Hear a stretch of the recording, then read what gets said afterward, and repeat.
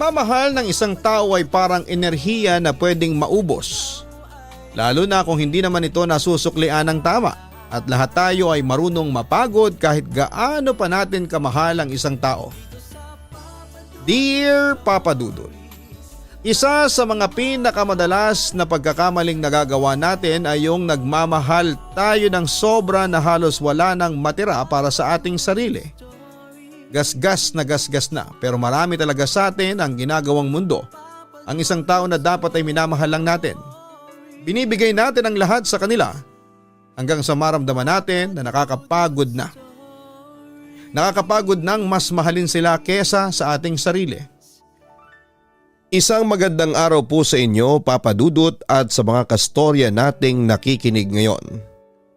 Pagpasensyahan nyo na po ako sa umpisa pa lamang ng aking sulat ay madrama na kaagad ang hugot ko. Ang lakas naman kasing makapagsenti ng maulan nating panahon. Lalo na kung may nakaraan tayo na talaga namang medyo nakakaiyak at masakit na balikan, Papa Dudut.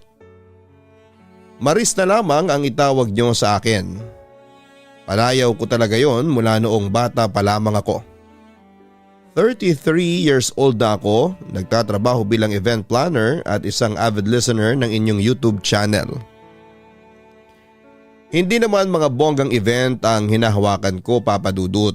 Mga simpleng birthday party, binyag o kaya ay wedding anniversary celebration. Nakaramihan ay mga kakilala at kaibigan ko lang din ang kumukuha sa akin.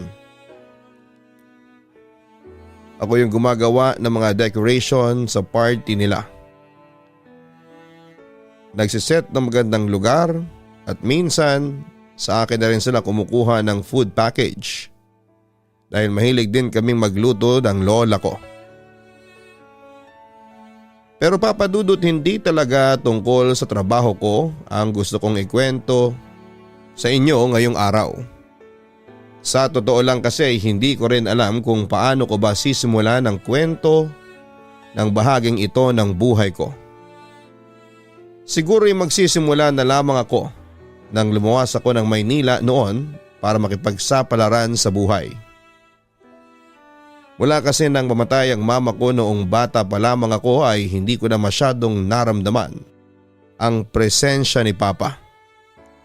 Naiwan kami ni ate ko sa lola ko at ang papa ko naman ay nagkaroon na ng bagong pamilya. Nagkatrabaho na noon ang ate ko sa Maynila at nang makatapos nga ako ng high school dito sa Bicol ay naglakas loob na rin ako na sumunod sa kanya at doon magpatuloy ng kolehiyo. Nakitira ako sa inuupahang bahay ng ate ko, nag-enroll ako sa isang university sa Maynila at nag-part-time job sa isang restaurant na malapit lang din doon, Papa Dudut. Hindi naman po ako yung tipikal na mukhang probinsyana na hindi masyadong nag-aayos, Papa Dudut. Matangkad ako, maputi ang kutis at medyo marunong na ring mag-makeup. Kaya nga sa pinagtatrabahuhan ko ay marami rin talagang mga lalaki ang nagkakagusto sa akin. Isa na nga doon si Joseph na madalas pa akong tinutulungan kapag closing ako sa trabaho. Alam mo ikaw, kanina mo pa akong tinutulungan dito sa trabaho ko.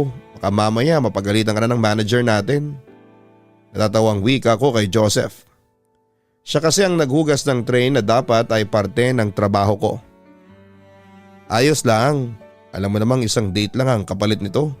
Tugon naman niya. Uy, anong date ang sinasabi mo dyan?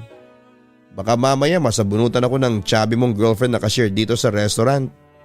Ang laki pa naman ng katawan ng si Lori kumpara sa akin. Napapailing na sabi ko. Wala naman siya dito ngayon kaya walang magagalit kung lalabas tayo pagkatapos ng shift natin. Pabirong sagot niya. Maloko ka rin talaga no? Kayo talaga mga lalaki dito sa Maynila. Akala nyo sa aming mga probinsyana madaling makuha. Napapailing na sabi ko. Uy Maris, wala akong sinasabing ganyan. Depensa naman niya. Oo nga, wala kang sinasabi na gano'n pero yun ang pinaparamdam mo sa akin. Naku Joseph, kung gagawin mo lang akong pangalawang girlfriend mo, Ngayon pa lang ay sinasabi ko na sa iyong hindi ako kasing cheap ng ibang naging babae mo. Akala mo ba hindi ko alam na halos lahat ng cashier at babaeng crew dito naging girlfriend mo na? Hindi ako kagaya nila na pumapatol sa lalaking may girlfriend na. Wika ko. Hiwalayan ko na kagad si Lori para sa'yo. Paghahamon naman niya. Siraulo ka talaga no? At bakit mo naman gagawin yon, Aber? Gulat na tanong ko. Dahil gusto nga kita. At seryoso ako sa'yo, Maris.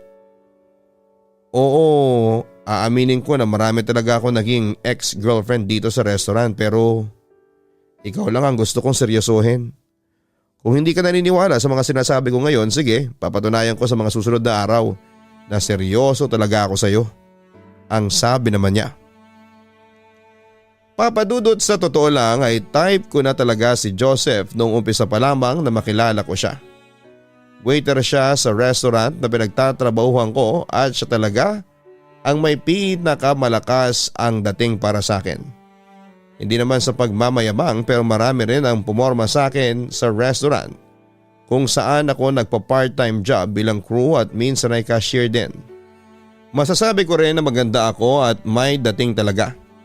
Hindi lang ako basta nagbubuhat ng bangko, papadudot, dahil may ilang beses din noon na may lumapit sa akin bakla at inalok ako na sumali sa mga beauty pageant. Maputi raw kasi ako, matangkad at maganda nga sabi nila. Pero hindi ko tinanggap ang mga alok nila dahil hindi ko kayang magsuot ng bikini sa harap ng maraming tao. Dahil nga sa itsura ko at pagiging tahimik noon ay marami ang nagkagusto sa akin sa restaurant o sa university kung saan ako nag-aaral. Pero tanging si Joseph lang talaga ang nakakuha ng atensyon ko, papadudot. Hindi naman rin kagwapuhan si Joseph. Moreno siya, matangkad din, medyo malaki ang mga mata pero maganda ang kanyang pangangatawan. Siya yung tipo ng machong lalaki na hindi batak sa mabibigat na gagawin pero alaga sa gym ang kanyang katawan kaya maganda ang kanyang mga muscles.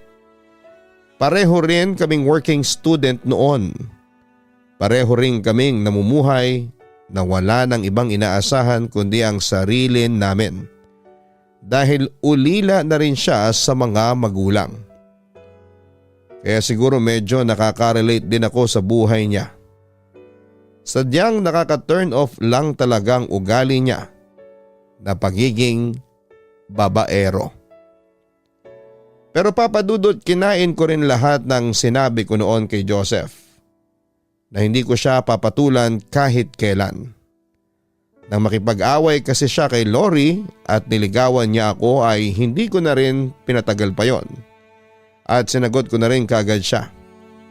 Mabuti na lang at nag-resign na rin si Lori noon sa trabaho kaya hindi na rin nagulo pa ang relasyon naming dalawa. Mag-aapat na buwan pa lamang din noon ang relasyon namin nang magdesisyon na kaming magsama sa iisang bahay, papadudot. Hindi naman ako pinigilan ng ate ko dahil nasa tamang edad na raw ako at may sariling pag-iisip. Pero hindi rin pala talaga madali ang buhay na parang mag-asawa na. Lalo na kung pareho kaming working student ni Joseph. Mahirap pala talagang magkaroon ng mga bayarin na wala kaming ibang pwedeng asahan kundi ang bawat isa lamang, papadudot. Babe, naisip ko lang. Paano kaya kung huminto na lang muna ako sa pag-aaral? Tanong ko habang sabay kaming naghahapunan. Ha? Bakit naman? Gulat na tanong ni Joseph. Kasi masyado na tayong nahihirapan eh. Tapos ayun na nga, kahit na anong pagtitipid ang gawin natin, sa laki ng mga gastusin at tuition fee na kailangan nating bayaran, palagi pa rin tayong nagigipit, tugon ko. Pero sa umpisa lang naman to. Kapag nakatapos na tayo ng pag-aaral natin, gagaan na rin ang lahat sa buhay sa atin. Wika niya. Pero kailan pa yon? Babe, pareho tayong irregular students sa third year ngayon. Kaya mga 2 o 3 taon pa siguro bago tayo makapagtapos nito. Ang ibig sabihin mga 2 o 3 taon din nating titiisin ang mga instant noodles na to at dilata sa araw-araw. Baka naman bago pa tayo makapagtapos ng pag-aaral pareho na tayong may sakit dahil sa mga kinakain natin. Kaya hindi pwede na palagi na lang tayong ganito, paliwanag ko sa kanya. Pero hindi ba? Nangako tayo na sabay tayong magtatapos sa pag-aaral? Tanong niya. Mahirap nga kasi yun lalo na at wala na tayong ibang inaasahan ngayon kundi ang isa't isa na lamang. Kaya siguro mas okay na may isa sa atin ang mag-sacrifice. Sa ngayon ako muna ang gagawa ng bagay na yon, babe. Ihinto muna ako sa pag-aaral tapos maghahanap ako ng ibang full-time na trabaho na mas malaki ang kikitain ko. Para bawas gastusin na rin saka hindi tayo mahihirapan sa pera. Alam ko naman kasi na halos hindi ka na kumakain kapag nasa school ka dahil gusto mong makatipid kagaya ko. Kaya eto na lang din ang isipin mo. Kapag nagkaroon na ako ng full-time na trabaho, matutulungan na rin kita sa pag-aaral mo at hindi na tayo mahihirapan dito sa bahay. Umayag ka na babe please, pakiusap ko. Ano pa bang magagawa ko? Mukhang buo na ang desisyon mo Basta babalik ka rin sa pag-aaral mo ha. Kapag nakatapos na ako ng college, ako naman ang magtatrabaho para sa iyo babe. Ikaw naman ang pag-aaralin ko. Pangako ni Joseph sa akin. Papadudot pangarap ko rin talaga noon ang makapagtapos at magkaroon ng diploma sa kolehiyo. Naalala ko na bago mamatay ang mama ko noong bata pa lamang ako ay palagi niya ring sinasabi sa akin na magtapos raw ako ng pag-aaral. Dahil yun lang daw ang pwede kong ipagmalaki sa habang buhay. Pero mahirap kasing abutin ang pangarap na kulang ang suporta mula sa ibang tao, Papa Dudut. At sa sitwasyon namin noon ni Joseph, may isa sa amin ang kailangan na panandali ang bumitaw sa mga pangarap namin. Nakakapagod na rin kasi yung pakiramdam na palagi kaming nagigipit sa pera. Kaya ang paghinto sa pag-aaral lang naisip ko para kahit papaano ay lumuwag ang buhay namin ng partner ko. May pagpipilian naman si Joseph noon na humingi ng tulong sa mga kamag-anak niya para pag-aralin siya, Papa Dudut. Ang mga tito at tita niya ay may kaya sa buhay pero sadyang ma-pride lang talaga ang partner ko. Ang sabi niya noon ay gusto niyang makapagtapos nang hindi inaabutan ng kahit magkano ng mga tito at tita niya. Sapat na raw na pinag-aral siya ng mga ito hanggang high school para kapag naging successful na siya sa buhay ay walang masyadong isusumbat sa kanyang gastos sa mga kamag-anak niya. Pangarap niya na makita ng mga kamag-anak niya na naging successful siya na walang tulong na tinatanggap mula sa mga ito. At gusto ko na mauna niyang maabot ang pangarap niya, Papa Dudut. Ganoon naman talaga sa pag-ibig at isang relasyon, hindi ba? Dapat ay palaging may isang handang magsakripisyo at saglit na mapag-iwanan. At sa aming dalawa ni Joseph, ako ang willing na bumitaw sa pangarap ko para mauna niyang maabot ang sa kanya, Papa Dudut. Papa Dudut, tinanong pa ulit ako ni Joseph noon kung sigurado na raw ba talaga ako sa plano ko na paghinto sa pag-aaral. Alam niya kasi kung gaano ko kagusto ang makapagtapos ng kolehiyo. Pero kagaya ng naging unang pag-uusap namin tungkol sa bagay na yon, sinabi ko na buo na talaga ang desisyon ko. Sigurado rin naman kasi ako noon na kapag nauna nang matapos ni Joseph ang pag-aaral niya, ako naman ang tutulungan niya na makapag-aral muli, Papa Dudut. Pagkatapos kong huminto sa pag-aaral ay nag-resign na rin ako sa restaurant, Papa Dudut. Nag-apply ako sa isang malaking mall at natanggap bilang concierge. Hindi hamak talaga na mas malaki ang kikitain ko doon kumpara sa restaurant. Kaya naman kahit papaano ay nagsimulang gumaan lahat sa amin ni Joseph. Sinuwerte rin naman si Joseph noon na makapasa sa scholarship dahil sa mataas na grades na nakuha niya. Malaki ang nabawas sa tuition fee na kailangan niyang bayaran sa university. Kaya sanabihan ko na siya na huminto na lamang din muna sa pagiging working student para mas matutukan ang pag-aaral niya. Pumayag din naman siya noon, Papa Dudut, dahil nahihirapan na rin daw talaga siyang magtrabaho habang nag-aaral. Kaya naman ang mga gastusin sa bahay, allowance ni Joseph at pambayad sa natitirang tuition fee niya ay sa bulsa ko na lahat noon nanggagaling, Papa Dudut. Ano ba kasing pinupoint mo, Maris? Inis na tanong ni Joseph nang awayin ko siya dahil umuwi na naman siyang amoy alak sa bahay namin. Napapadalas ang ganong gawain niya, ang paglalakwatsa gamit ang perang pinagpaguran ko. Hindi ko pinupulot ang bawat sentimo ng perang inaabot ko sa iyo. Lahat ng ginagastos mo sa pag-aaral mo at panggastos dito sa bahay ay pinaghihirapan ko, Joseph. Sagot ko. Nag-aaral naman ako ng maayos ah. May nakita ka bang bagsak na grades ko? Wala naman, hindi ba?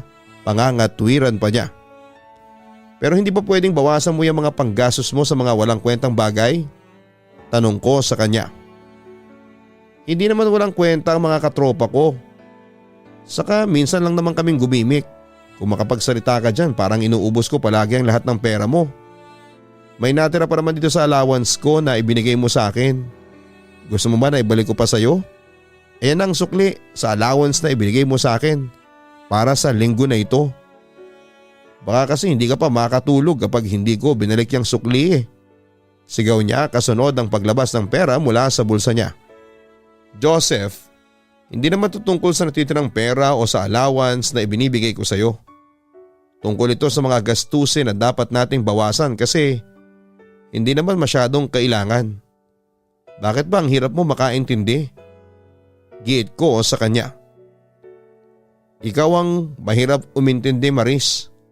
Dahil una sa lahat, wala akong masamang ginagawa, wala akong masamang bisyo, wala akong ibang babae at pasado ang lahat ng grades ko. Ano pa bang kulang sa ginagawa ko? Palibhasa ikaw ang nagtatrabaho dito sa bahay kaya akala mo kung sino ka na dyan. Makapasok na nga lang ng kwarto kasi naririndi na ako sa bunganga mo eh. Diyan ka na. Singhal niya pa sa akin. Papa Dudut, sa totoo lang ay hindi napabayaan ni Joseph ang pag-aaral niya dahil palaging pasok ang grades niya sa requirement na para sa scholarship nila. Kaya lang madalas kasi ay para siyang nagiging makasarili at immature kung mag-isip. Hindi ko alam kung hindi niya lang ba talaga naiintindihan ang pinupoint ko sa pagtatalo namin o ayaw niya lang aminin sa sarili niya na may mali na sa ginagawa niya. Bago kasi humuwalay si Joseph sa mga naging guardian niya noon, ay lumaki talaga siya na medyo maluho, Papa Dudut. Nakakaangat kasi talaga sa buhay ang mga tita niya na nagpaaral sa kanya noon. Kaya lang nang minsang magkasagutan daw sila at ipamuka sa kanya na hindi naman siya anak ng mga ito, ay doon na siya naglakas ng loob na magsolo at maging independent na sumakto namang kakatapos lang niya ng high school.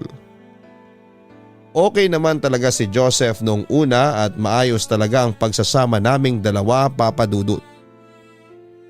Pero mula nang ako na lang ang nagtatrabaho sa aming dalawa at nagbibigay ng allowance sa kanya, saka naman siya natuto na bumarkada at gumimik pagkatapos ng klase niya.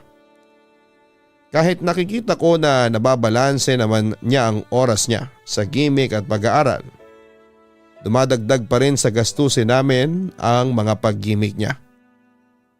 Oo, malaki talaga ang kinikita ko noon sa trabaho ko, Papa Dudut, pero mas magiging maayos ang buhay namin kung matututo sana kaming pareho na magtipid sa pera at mga gastusin. At yun ang gusto kong ma-realize niya noon, Papa Dudut. Nang magising ako kinabukasan pagkatapos ng naging pagtatalo namin ay nakahanda na ang mga pagkain sa lamesa para sa almusal, Papa Dudut. Nagluto pala si Joseph ng mga paborito kong pagkain at peace offering niya na rin yon para sa pag-aaway namin kanina. Kaagad din naman kaming nagkaayos at nakita ko rin ang efforts niya na bawasan ang oras sa pag-gimmick pagkatapos ng klase niya, Papa Dudut. Kaya naging maayos ulit ang relasyon naming dalawa. Yun pala ay panandalian lamang ang saya na yon. Nagkaroon kasi ng birthday celebration si Joseph sa apartment namin kasama ang mga kaibigan niya. Nang matapos ang inuman nila at umalis na ang mga kaibigan niya ay saka ko naman binigay ang regalo ko sa kanya na limited edition ng rubber shoes na matagal na niyang pinag-iipunan. Nakita ko na nagustuhan niya ang ibinigay kong regalo at sobra siyang nagpasalamat sa akin.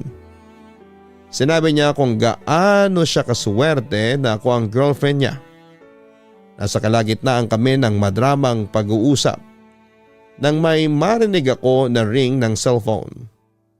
Nung una akala ko ay cellphone pa yon ng kaibigan niya na naiwan sa bahay, pero nagulat ako nang mapansin ko na galing yon sa loob ng bag mismo ni Joseph. Joseph, cellphone mo ba to? At sino tong baby na tumatawag dito sa cellphone mo? Pigil ang galit na tanong ko. Ewan ko. Hindi naman sa akin yan. Kaagad natanggi ni Joseph. Talaga? Sige. Tingnan natin, total wala namang password tong cellphone na to. Weak ako kasunod ang pagbukas ng cellphone. Sinubukan pa yung agawin sa akin ni Joseph pero hindi ako nagpatalo. Hanggang sa mabuksan ko na nga mismo ang inbox ng cellphone na yon. Happy birthday baby ko. Sana ma-enjoy mo ang special day mo. I-text mo na lang ako kapag hindi mo na kasama si Maris. Naiiyak sa galit na basa ko sa text message na yon, Papa Dudut.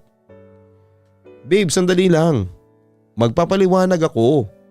Hindi ko naman talaga girlfriend yan. Kaagad na wika niya pero sampalang sinagot ko sa kanya. Hayop ka, Joseph. Napakasinungaling mo. Ako na nga ang nagpapakahirap na magtrabaho para sa ating dalawa tapos gagawin mo pa sa akin to? Lolokohin mo pa talaga ako? Sigaw ko sa kanya. Hayaan mo kasi muna akong makapagsalita. Nauutal na sabi niya. Ano pa bang gusto mong sabihin? Kung ilang kaming babae mo na pinagsasabay-sabay mo, gago ka? Alam mo, tama ka eh. Dapat hindi na lang ikaw ang pinili ko dahil hindi mo kayang suklian ang effort at pagmamahal na ibinibigay ko sa iyo. Panunumbat ko sa kanya. Babe, huwag ka namang magalit sa akin. Pakiusap niya sa akin kasunod ng pagyakap. Huwag mo akong hahawakan at mas lalong huwag ka nang lalapit sa akin. Nakakadiri ka, Joseph. Sobrang kapal ng mukha mong hayop ka. Panunumbat ko naman sa kanya. Papadudot, halos 3 taon na po ang relasyon namin ni Joseph nang mahuli ko siya sa unang pagkakataon na may ibang babae. Baka nga hindi lang yon ang unang pagkakataon na niloko niya ako. Baka magaling lang talaga siyang magtago at masyado lang din akong tanga. Ni hindi ko kasi naramdaman na may ibang babae na pala siyang kinakalokohan. Kung hindi pa niya makakalimutang i-silent ang isang cellphone na tinatago niya sa akin ay hindi ko siya mahuhuli at hindi ko malalaman na lalo niya akong ginagawang tanga. Pumasok na ako ng kwarto namin noon, Papa Dudut, at nagsimula na ako mag-impake ng mga gamit ko habang umiiyak ako. Sumunod din naman kaagad sa akin si Joseph at halos lumuhod na siya habang humihingi sa akin ng kapatawaran. Ilang beses ko siyang tinulak noon at sinabi ko na ayoko na. Pero hindi pa rin pala ako ganong kalakas noon para bitawan siya, Papa Dudut.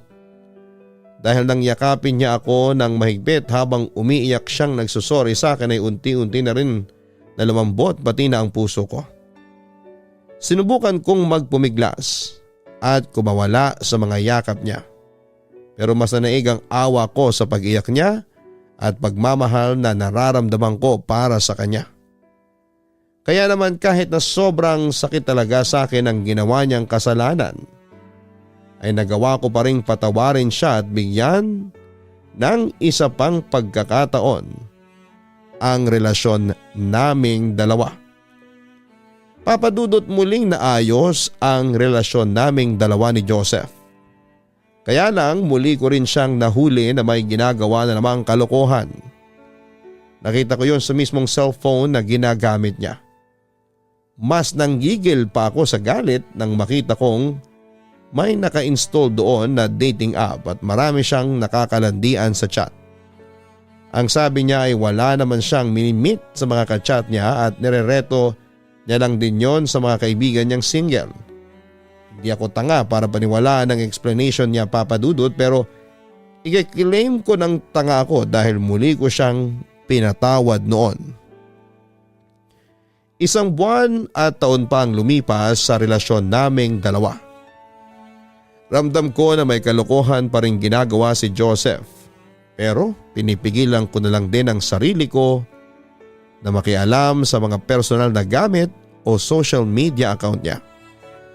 Ayoko kasing lumabas na wala na siyang privacy sa relasyon naming dalawa.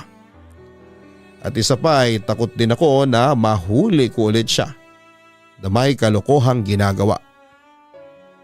Sa awa naman ng Diyos, Papa Dudut, ay nagawa kong pagtapusin ng pag-aaral si Joseph.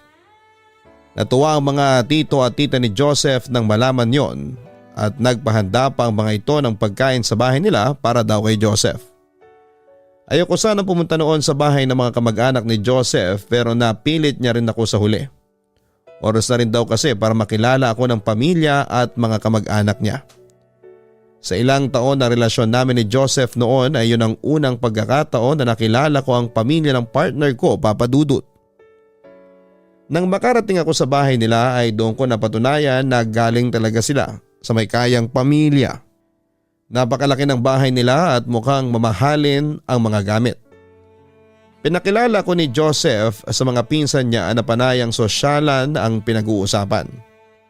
At nang maiwan ako sa sala ay nilapitan naman ako ni tita niya at sinimulan itong makipagkwentuhan sa akin.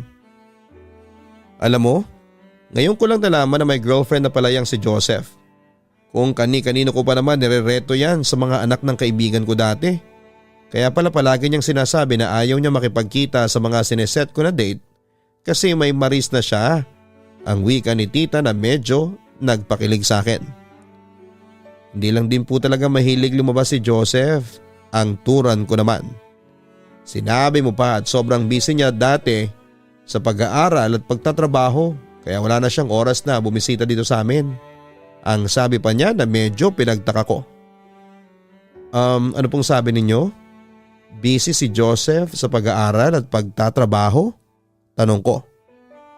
Oo, hindi ba nga kasi working student ang batang yan? Kapag kasi ni-invite ko siya dito sa bahay namin tuwing may family gathering, kagaya ngayon ay palagi niyang sinasabi na busy siya sa pagka-part-time job niya. Grabe talaga ang sipag at talino ng batang yan. Academic scholar na tapos working student pa. Kaya paborito ko talagang pamangkin yan eh. Pagmamalaki na sabi ni tita. Oo nga po, masipag at matyaga nga po talaga yang si Joseph. Pagsang-ayon ko na lamang habang pilit na tumatawa. Ikaw ba Maris? Ano bang natapos mo? Siguro i-graduate ka rin kagaya ng pamangkin ko at doon kayo nagkakilala sa school nila, no? Pag-uusisa ni tita. Hindi po tita, doon po kami nagkakilala ni Joseph sa dati kong pinagtatrabahuhan na restaurant. Working student din po ako noon kagaya niya. Pero huminto po ako sa pag-aaral at nag full time na lang sa trabaho sa isang mall. Tugon ko. Naku bakit ka naman huminto sa pag-aaral? Sayang naman. Alam mo dapat ginawa mo ang lahat para makapagtapos ka ng college. Hindi porke may trabaho at nakakahawa ka na ng sarili mong pera, kakalimutan mo na ang responsibilidad mo sa sarili mo na makapagtapos ng pag-aaral. Abay sayang din ang panahon na bata ka pa naman kaya sigurado ako na kaya mong pagsabayin ulit ang pag-aaral at pagtatrabaho. Kagaya na lang ng ginawa ng pamangkin kong si Joseph. Hindi niya pinabayaan ang pag-aaral niya kahit nagtatrabaho pa siya sa gabi. Ang mga tao kasing hindi nakapagtapos ng pag-aaral, madalas walang nararating sa buhay. Kaya ikaw Marisa, sikapin mo makabalik sa pag-aaral. Kung nagawa ni Joseph ang pag-aralin ng sarili niya, sigurado ako na kaya mo rin yon. Mahabang litanya ng tita ng boyfriend kong si Joseph. Papadudot ng mga oras na yon ay gusto ko talagang sabihin sa tita at iba pang kamag-anak ni Joseph na ako ang nagpakahirap na magpaaral at bumuhay sa pamangkin nila. Gusto kong ipagmalaki na kung hindi dahil sa akin ay hindi siya makapagtatapos ng kolehiyo. Pero naisip ko noon na para saan pa. Sa buong araw kasi na nandun kami ni Joseph kasama ang mga kamag-anak niya ay ni isang beses ay hindi niya rin binanggit o kinuwento sa kanila ang totoong setup ng relasyon naming dalawa. Hindi alam ng mga kamag-anak niya na nagsasama na kami sa isang bahay ni Joseph. Na ako ang nagbabayad ng bills namin, gumagastos sa grocery at nagbibigay ng allowance noon sa kanya. Hindi yon pinaalam ni Joseph kaya hindi ko na lang din sinabi pa sa kanila. Hindi ko na lang pinalaki ang issue na yon, Papa Dudut, at kinalimutan ko na lang kung ano man ang nangyari sa bahay nila nang makauwi kami. Ayoko na kasi na gawing big deal at hindi na rin nagtagal ang pagiging tambay ni Joseph sa bahay at nagtrabaho na rin siya kaagad sa isang mas malaking restaurant. Nagsimula siya bilang waiter at pagkalipas lang ng 7 buwan ay na-promote kaagad siya bilang supervisor. Pero kahit may sarili-sarili na kaming trabaho at pera ni Joseph, ay hindi na namin ulit pinag-usapan pa ang tungkol sa pangako na binitawan niya para sa akin. Ang pag-aaralin niya ako kagaya ng ginawa ko sa kanya noon, Papa Dudut. Naging maayos naman na ang relasyon namin kaya ang sabi ko noon ay dapat makontento na lamang ako sa ganong klase ng setup. Ayos lang na hindi na ako nakapag-aral ulit, ang mahalaga ay magkasama kami ni Joseph. Kaya lang, Papa Dudut, ay darating talaga ang araw. Nasasampalin na lamang tayo ng katotohanan na kailangan na nating tumigil sa pagpapakatanga natin. At tandang-tanda ko pa ang araw na yon, February 14, 2014. Maaga akong umuwi sa bahay namin at naghanda ng special dinner para sa aming dalawa. Bumili din ako ng giant card Valentine's Day card at sinulatan ko ng mahaba at madramang romantic message na para kay Joseph. 7 p.m. ang tapos ng trabaho ni Joseph pero 8 p.m. na noon ay wala pa rin siya sa bahay namin. Hanggang sa may tumawag sa akin na isang kaibigan at dati naming katrabaho ni Joseph sa restaurant kung saan kami nagpa-part-time job noon. Sinabi sa akin ng kaibigan ko na nakita niya si Joseph na pumasok sa isang motel kasama ang ex-girlfriend na si Lori. Ayoko sanang maniwala pero nang mag-stalk ako sa Facebook ni Lori ay nakita ko ang picture nila ni Joseph na ka-My Day sa account niya. May sticker ang mukha ni Joseph pero sigurado ako na siya yon at wala nang iba pa. Hindi kami friends sa Facebook pero dahil sa nakapublic ang mga post niya ay napatunayan ko na totoo nga ang sinasabi ng kaibigan ko, Papa Dudut. Kaya naman nang umuwi si Joseph sa bahay, kaagad na pangaaway ang sinalubong ko sa kanya. Maris, pwede ba? Huwag mo akong umpisahan ngayon dahil pagod ako sa trabaho. Sigaw sa akin ni Joseph. Pagod sa trabaho talaga o pagod makipaglampungan kay Lori sa loob ng isang motel? Pag-uusisa ako. Saan mo naman ba nakuha ang chismis na yan? Galit na tanong niya. Bakit hindi mo na lang bisitahin ang Facebook account ng haliparot mong ex-girlfriend para malaman mo ang sagot sa tanong mo? Dahil naka-My Day lang naman sa mismong account niya na magkasama kayong dalawa kanina. Ang tanga nga niya kasi naka-public pa talaga ang post niya. Pero mas tanga ako kasi dapat noon pa lang ay tinapos ko na ang relasyon nating dalawa. Pero alam mo, Joseph, ngayon talaga ititigil ko na tong katangahan ko. Dahil masyado nang masakit tong ginagawa mo sa akin. Naiiyak na sagot ko bago ako tumalikod sa kanya. Marie, sandali. Pagpigil ni Joseph sa akin. Ano, magsasorry ka na naman? Iiyak ka na naman at magmamakaawa na patawarin kita? Naiiyak na tanong ko. Alam ko na nagasgas na tong paghingi ko ng tawad sa iyo. Pero wag mo naman basta na lamang tapusin ang relasyon nating dalawa. Mahal kita, wika niya. Mahal din kita, Joseph. Sobrang mahal kita. At alam mo yun? Pero nakakapagod ka ng mahalin. Nakakapagod ka ng mahalin. Panunumbat ko pa sa kanya. Ganito na lang. Ayusin na lang natin to, promise. Hindi na talaga ito mauulit pa. Magbabago na ako tapos simulan na nating tuparin ang mga dating plano natin, hindi ba? Pag-aaralin pa kita. Susuklian ko na ang lahat ng ginawa mong pagsasakripisyo para sa akin noon. Babawi na talaga ako sa iyo. Naiiyak na pakiusap pa niya. Ngayon pa napagod na akong mahalin ka, Joseph. Ilang pagkakataon pa ba ang kailangan mo, Joseph, para matauhan ka? Ilang beses pa ba akong dapat na mapagod para lang ma-realize mo lahat ng mga sakripisyo ko para sa iyo at sa relasyon nating dalawa? Hindi naman ako naniningil sa lahat ng mga ginastos ko sa iyo, pero sana man lang kahit yung pagmamahal na lang, Joseph. Kahit yung pagmamahal na lang na ibinigay ko sa iyo ang masuklian mo ng tama. Pero hindi eh. Wala kang ibinigay sa akin kundi puro sakit at kasinungalingan lamang. Kaya tama na to.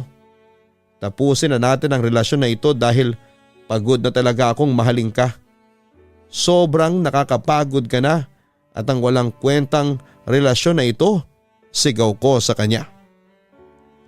Papadudot, ilang beses pa akong pinakiusapan ni Joseph ng gabi na yon na ayusin ang relasyon naming dalawa. Pero pinigilan ko na ang sarili ko na maging marupok ng mga oras na yon. Inimpake ko ang mga gamit ko at nagbook ako ng sasakyan para makaalis sa bahay na yon. Tumuloy muna ako sa bahay ng ate ko at doon ko iniyak sa kanyang lahat ng sakit at bigat ng nararamdaman ko. 6 na taon, papadudot. Halos 6 na taon din kaming nagsama na dalawa noon ni Joseph at hindi ganong kadaling bitawan ang lahat sa aming dalawa. Pero ang mas masakit na nangyari noon ay hindi na niya ako sinubukan pang suyuin. Hindi na niya ako tinext, tinawagan o pinuntahan sa bahay ng ate ko. Hanggang sa tawagan ako ng may-ari ng inuupahan naming bahay at sinabi niya na wala na raw umuwi sa bahay na yon. At kung may balak pa raw ba kami na mag-extend ng kontrata ng pagtira namin sa paupahan nila. Nang bisitahin ko nga ang bahay ay nakita ko na wala na doon ang ilang mga gamit ni Joseph. Kinuha na niya ang mga personal na gamit niya pero iniwan niya ang mga gamit na naipundar ko doon. Gusto ko pa sana na doon muna tumira kahit magkahiwalay na kami ni Joseph dahil malapit lamang yon sa pinagtatrabahuhan ko.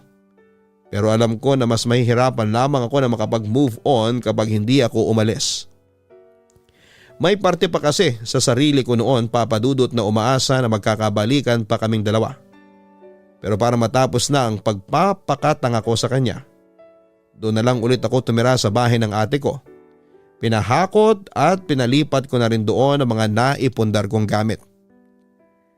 5 buwan na ang lumipas noon pero wala pa rin kaming kahit na anong naging komunikasyon ni Joseph. May ilang beses din na sinubukan ko siyang tawagan pero hindi ko na makontak ang cellphone number niya. At nakita ko rin na blinak na pala niya ako sa mga social media account niya. Naghanap ako ng ibang paraan para makausap siya noon. Sobrang pagpapakatanga na talaga ang ginawa ko pero ang hirap kasing pigilan ng pusong nagmamahal ng maling tao. Hanggang sa mabalitaan ko na lamang noon na umalis na pala ng bansa si Joseph para magtrabaho na sa Japan, papadudot. Doon ako mas lalong nasaktan. Yung pag-alis niya nang hindi man lang siya nagpapaalam sa akin. Oo, tapos na ang relasyon naming dalawa noon at ako mismo ang nakipaghiwalay.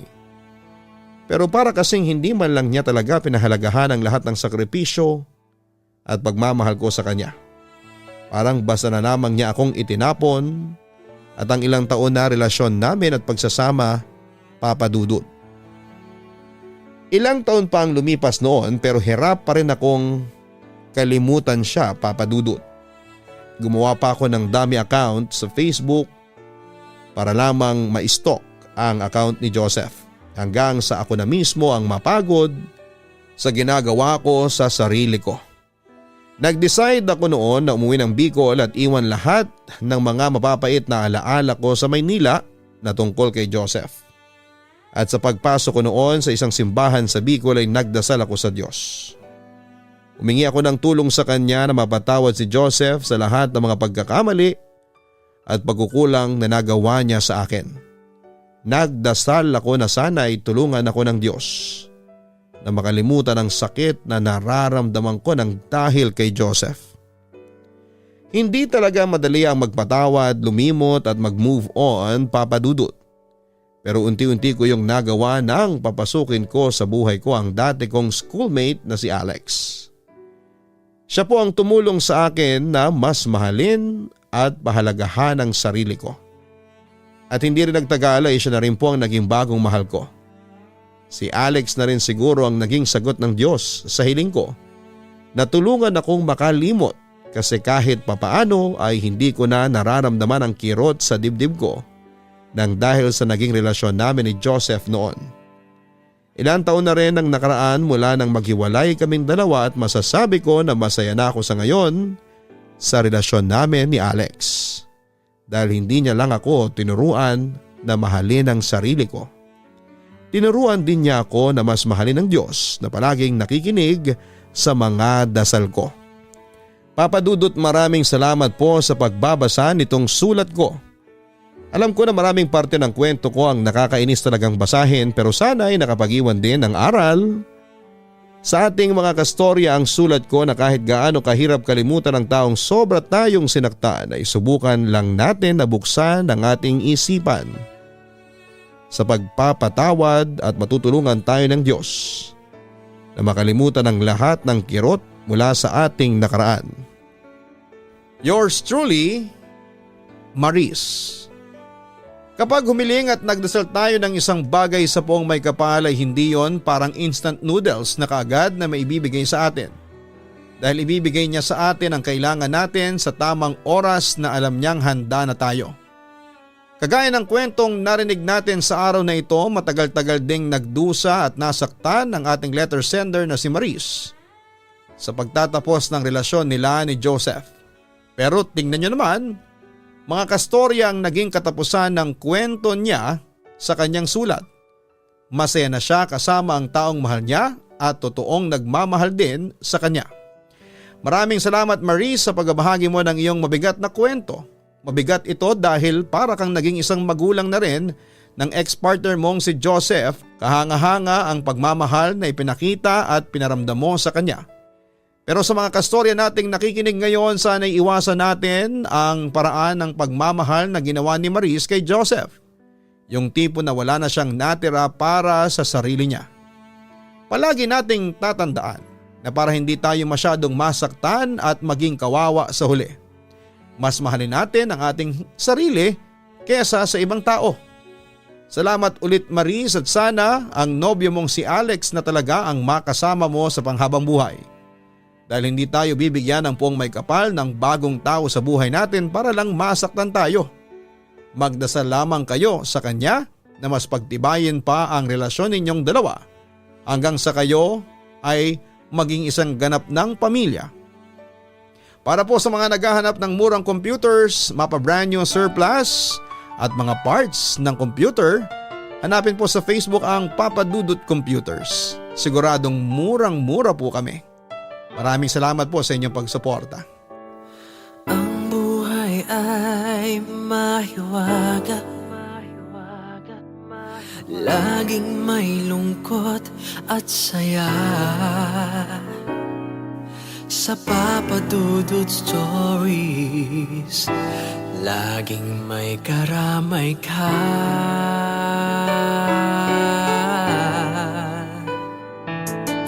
Mga problemang kaibigan, dito ay pakikinggan ka. Sa Papa Dudut Stories, kami ay iyong kasama. Dito sa Papa Dudut Stories, ikaw ay hindi nag-iisa.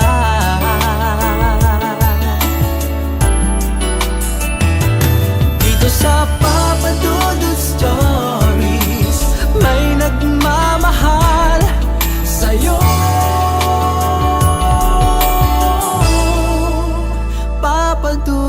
Stories.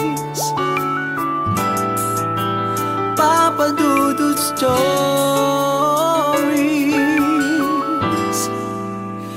Papa Dudut Stories.